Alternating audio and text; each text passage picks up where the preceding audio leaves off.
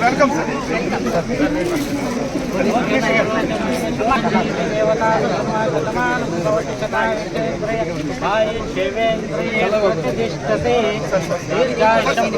మయా దేవతా సర్వేశ్వరాయ శ్రీమహాలక్ష్మీదేవతా ఓం నమో దేవేభ్యో నమస్తే అస్తు దేవతాభ్యో నమః మంగళం దేవేభ్యో నమస్తే అస్తు దేవతాః ఓం నమో భూమి దేవేభ్యో నమస్తే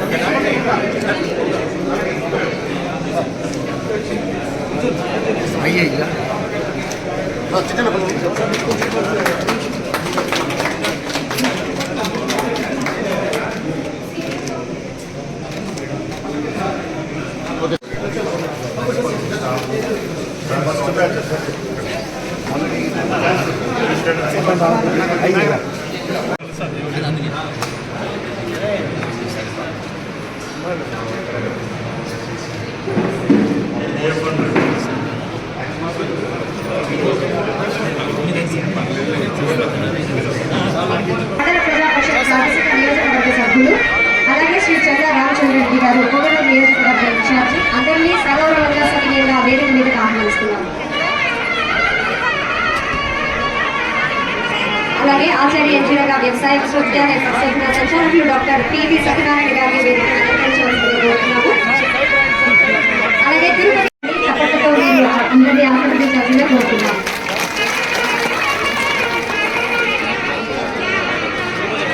పార్టీ ప్రెసిడెంట్ మాధవ్ రెడ్డి గారిని కూడా సవినయంగా వేదిక మీదకి ఆహ్వానిస్తున్నాము.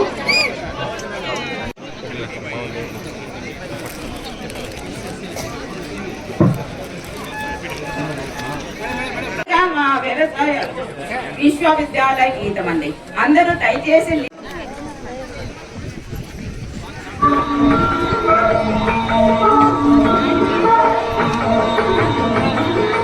ఆంధ్రనాట వెలసినట్టి అధునాతనాలయం అదే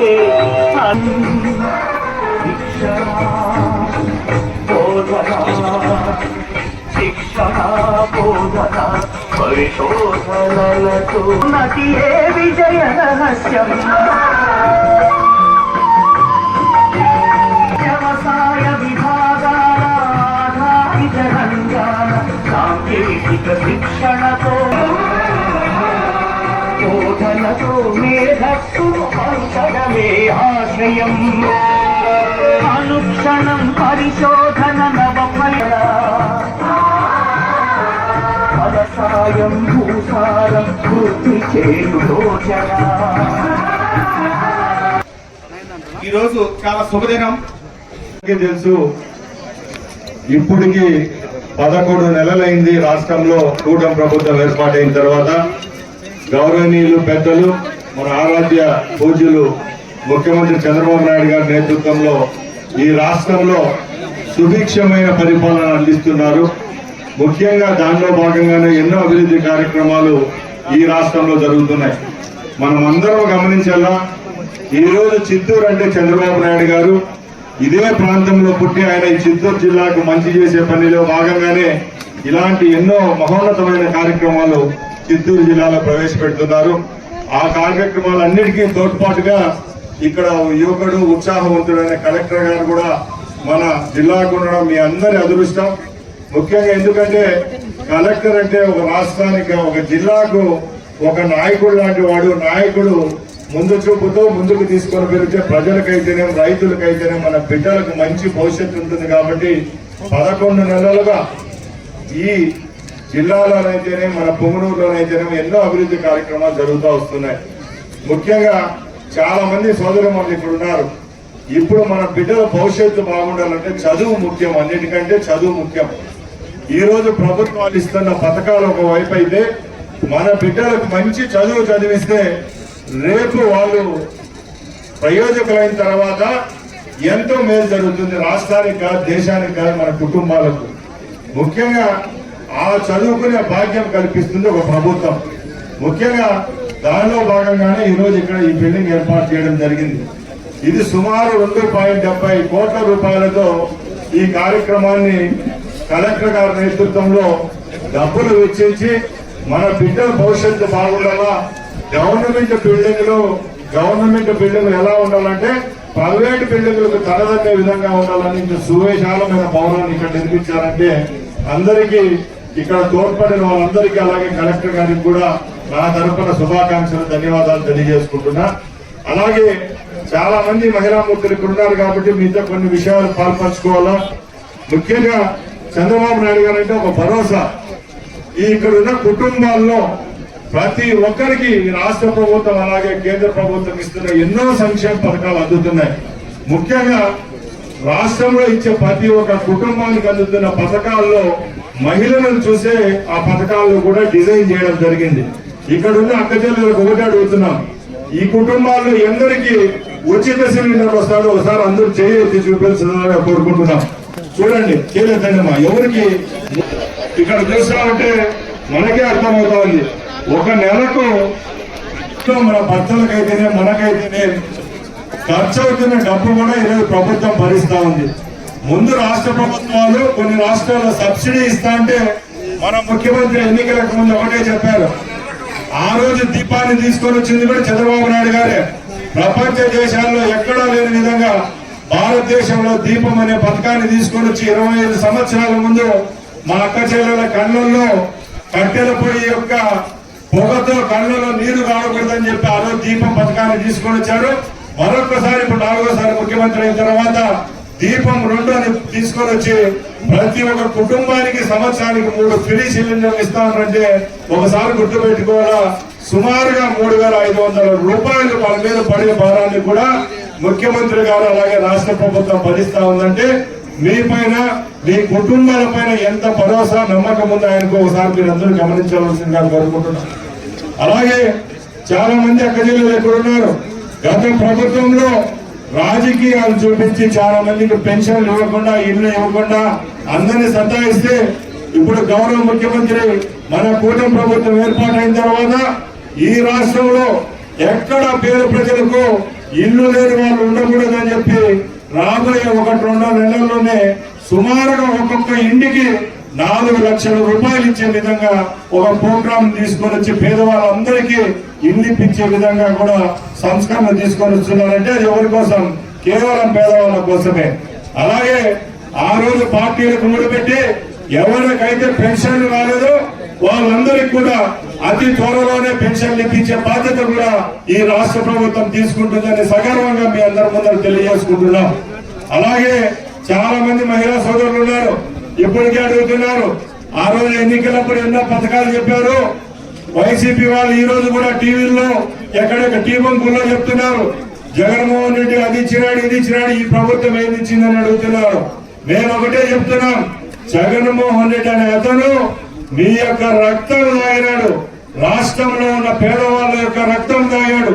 ముఖ్యంగా పేదలను కష్టాలకు గురి చేసి కేసులు బనాయించి రైతులైతేనే, కార్మికులైతేనే, కర్షకులైతేనే వాళ్ళందరూ ముసులు తగిలి ప్రభుత్వం నుంచి వైదొలిగితే ఈ రోజు చంద్రబాబు నాయుడు గారు ఏ పథకాన్ని పెట్టాలన్నా కూడా పేదవాళ్ళని దృష్టిలో పెట్టుకుని పథకాలను ముందుకు తీసుకొని పోతున్నారు.